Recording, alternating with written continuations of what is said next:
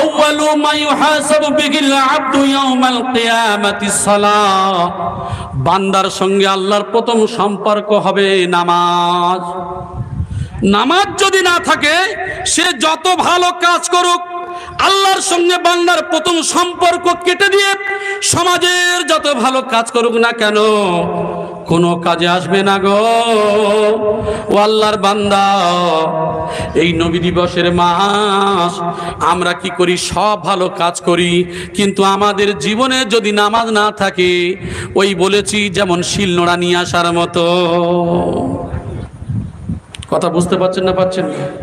আমার ভাই জানেরা, এই জন্য করে বলা হলো, এই মজলিস করতে গেলে ওই মৌলানা মুফতি বলছে না, বাবা তোমার এক কাজ করতে হবে, বিনা কাজায় 5 ওয়াক্ত নামাজ পড়তে হবে, নামাজ কাজা করবে না।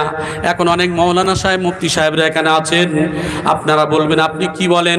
জীবনে এত ফতোয়ার কিতাব পড়ে আসলাম, এত ফতোয়ার কিতাব পড়ে আসলাম, আপনারা বলেন বিনা কাজায় নামাজ কেমন করে হয়? ই আবার কোন মুফতি রে বাবা? জীবনে 15-16 বছর মাদ্রাসায় ঘষে এসে এখন বলছে বিনা কাজায় নামাজ কি করে হয়?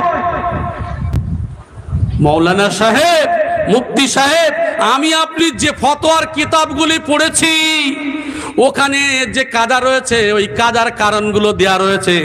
আপনি যদি বেহুশি হয়ে যান, আপনি যদি পাগল হয়ে যান, এই সমস্যাগুলি ওখানে দেওয়া আছে। কিন্তু আমরা ঘুরি ফিরি, বাজারে গল্প করি, দুনিয়ার মাঠে ঘাটে সব কাজ করি, আর নামাজের সময় আসলে দুনিয়ার মাল ভালো বুঝি, আর আল্লাহর হুকুম মতো নামাজ পড়তে হবে আমরা বুঝি না। আল্লাহ পাক রব্বুল আলামিন জানিয়ে দিল, ফাইন খিফতুম ফারিজালান আও রুকবানান ফাইদা মিনতুম ফাযকুরুল্লাহা কামা আল্লামাকুম মা লাম তাকুনু তা'লামুন। যদি আমি আল্লাহ আমারে ভয় করো, ফারিজালান হাঁটা অবস্থায়, আও রুকবানান অথবা আরোহী অবস্থায়। তাফসীরের মধ্যে উল্লেখ করা আছে নামাজ কায়েম করো। ফাইজা মিনতুম, রুকু করতে পারো নাই, সেজদা করতে পারো নাই, সমস্যার মধ্যে ছিলে, তুমি দাঁড়িয়ে বসা শোয়া যে অবস্থায় তুমি করেছো সঠিকভাবে করতে পারো নাই, তুমি ট্রেনে, বাসে, গাড়িতে, তুমি এরোপ্লেনে সমস্যার মধ্যে থেকে নামাজ আদায় করেছো। ফাইজা আমিনতুম, যখন তুমি স্থগিত হবে, আরামদায়ক জায়গায় চলে আসবে, ফাযকুরুল্লাহ, আমি আল্লাহ আমার স্মরণ করো, নামাজটাকে ধরে দাও। কামা আল্লামাকুম মা লাম তাকুনু তা'লামুন, যেটা তুমি জানতে না আমি আল্লাহ তোমারে শিক্ষা দিয়েছি। শিক্ষা কার? আল্লাহর। আল্লাহ শিক্ষা দিলেন।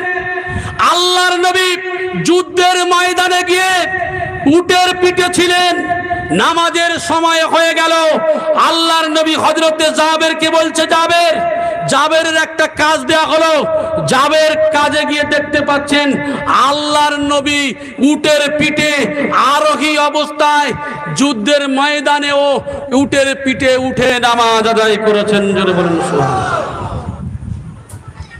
তাহলে বোঝা যায় ইচ্ছাকৃত নামাজ কারা করা যাবে না। আজান গাছি রহমাতুল্লাহ আলাইহি মৌলানা, উনি কি পাগল ছিলেন? ওনার কি কোনো বুদ্ধি ছিল না? উনি কি করে বললেন?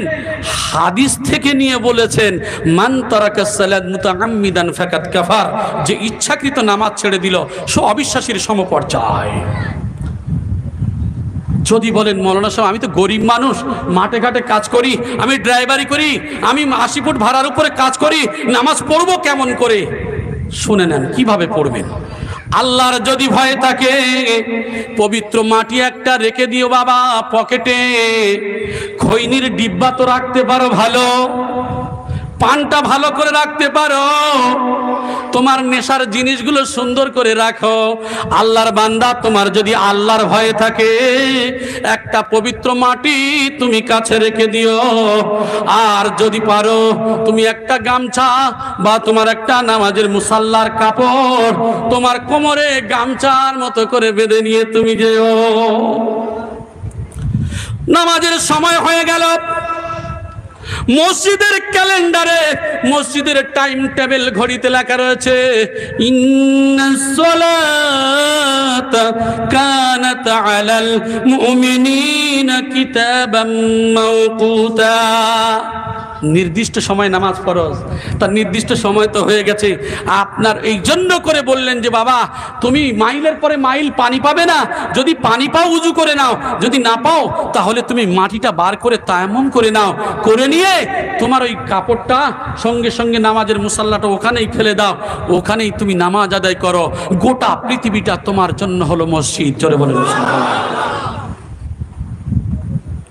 তাহলে ইচ্ছাকৃত নামাজ কাজা করা যাবে না, এটা আল্লাহর নবী সাল্লাল্লাহু আলাইহি সাল্লাম হাদিসের মধ্যেও উল্লেখ করেছেন।